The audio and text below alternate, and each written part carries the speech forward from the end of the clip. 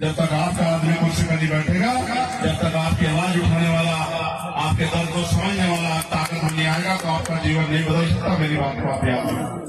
तो मैं आपसे समय की कमी के कारण इतना अधिकार तो मेरा बनता है कि मुझे छूट है नहीं छूट है कुछ जानने की इजाजत चाहता हूं आपसे। सच कह रहा हूं, बहुत मत था, कई घंटे आपके बीच लगाता, जो रूखा सूखा आप खिलाते वही खाता, आपके घरों को देखता, आपकी तकलीफों को सुनता, समय से मंजूर, क्योंकि कोई धरना सेठ नहीं हूं कि यहाँ से हेलीकॉप्टर उड़ेगा पटना एयरपोर्ट पर, पटना से हवाई जहाज तक से उड़ेगा, दिल्ली चला जाएगा, उसी फ्लाइट में जाना जिस फ्लाइट में आम आदमी सफर करते हैं। लेकिन मैं आपको विश्वास दिला कह सकता हूं, डटे रहो नौजवान साथियों, समय बदलेगा और आपके हाथों की लकीरें कोई और नहीं बदलेगा, आप ही बदलोगे। अपने माने वाले कल का फैसला आप ही करोगे। अगर आपने ठान लिया, कहते हैं ना, मान लो तो हारो, ठान लो तो जीत। अगर आपने ठान लिया कि हमें अपनी जिंदगी बदलनी है, तो मेरी बात याद रखना, कोई दुनिया की ताकत आपको रोक नहीं सकती। कहते हैं ना, मानव साहब काशीराम ये कहा करते थे, तमन्ना अगर सच्ची हो तो रास्ते हजार होते हैं, तमन्ना झूठी हो तो बहाने हजार होते हैं। और वो कहते हैं ना, आप क्या हिम्मत मरदा तो मदद खुदा, खुदा भी उसकी मदद करता है जो अपनी मदद खुद करता है। और अगर आप ही नहीं बदलना चाहोगे, आप ही कहते हैं ना, अजमाए हुए को अजमाओगे तो वही मिलेगा जो मिलता है। अगर आप अजमाए हुए को अजमाते रहोगे तो फिर वही मिलेगा ना। इनको भी कह दो, ये भी, ये विधायक जी को भी कह दो, ये इधर ही आ जाए, इस बार हमारे साथ ही रहे, इन्हीं को आगे बढ़ा देंगे। कह दो इनसे भी कि हमारे साथ ही रहे। कह रहा हूं, देखो, जिसपे हमारा हक है उससे काम करवा सकते हैं आप। अगर वो आपका काम नहीं करेंगे तो उसका हाथ पकड़ सकते हैं कि जिन्होंने वोट दिए उनका काम था। लेकिन जिसपे हक नहीं है उसका हाथ नहीं पकड़ सकते। बताओ, पकड़ सकते हैं क्या? बताओ, जोर से बताओ, पकड़ सकते हैं क्या? लेकिन जिसने आप हमारे कैसे ताकत देकर भेजोगे, उसका हाथ ही नहीं, उसकी कलम पकड़वा के आपके बच्चों के लिए अच्छे स्कूल, अच्छे कॉलेज, अच्छी यूनिवर्सिटियां, अच्छे अस्पताल बनवाने की ताकत तक से याद रखते हैं। बात को आप समझ लें। तो एक बार मेरे साथ जोरदार नारा लगा दो, भारतीय सेना जिंदाबाद,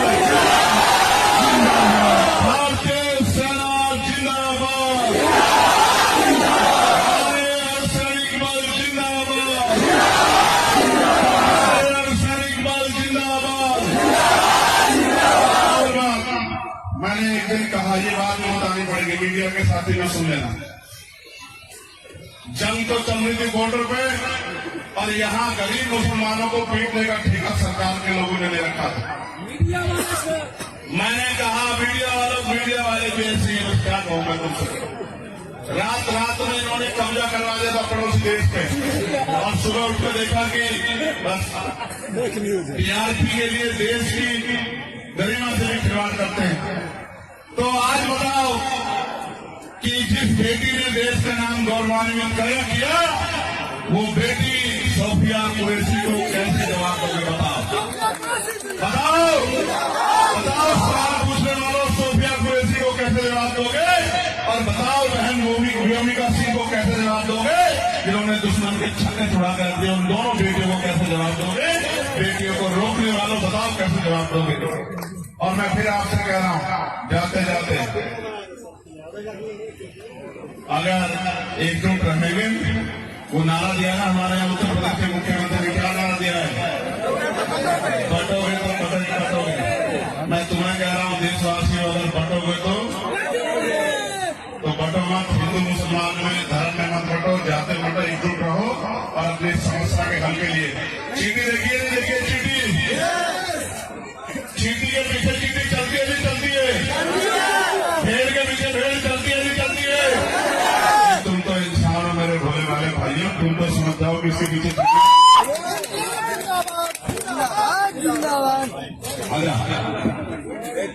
यहाँ सामने। मैंने उदाहरण ले लिया कि चीटी तो कहते हैं कि इसमें अकल नहीं होती, वो भी समझती है कि किसके साथ खड़े होकर जान बचेगी, किसके साथ खड़े होकर ताकत मिलेगी। मैं धन्यवाद दूंगा।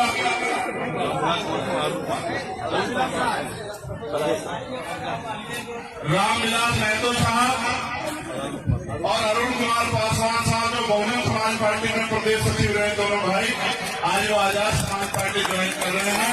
मैं अपने दोनों भाइयों का बहुत बहुत धन्यवाद करता हूँ। बताओ ताकत लोगे बताओ।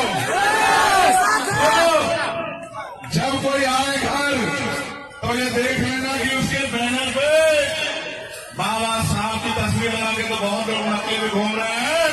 आपके चंद्रशेखर आजाद की तस्वीर है या नहीं, देख लोगे नहीं देख लोगे। और ठीक है यार, तो बहुत बहुत धन्यवाद। जय हिंद जय भारत। बहुत धन्यवाद जिसने इनका पैसा लगा के कार्यक्रम कराया है।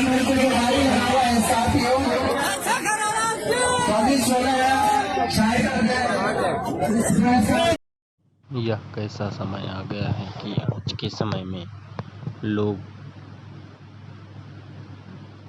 किसी की वीरता को नहीं देखते, उसी के जाति को देखते हैं और उसके धर्म को देखते हैं कि वह किस जाति का है और किस धर्म का है। उस हिसाब से आज के समय में सम्मान मिल रहा है।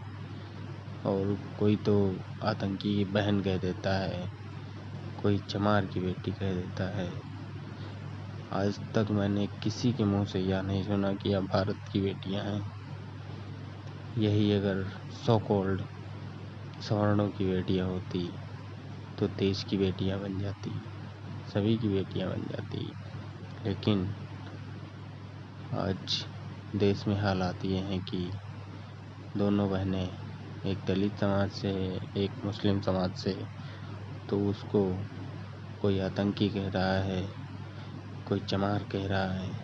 लेकिन याद रखें लोग कि हम में भी जान है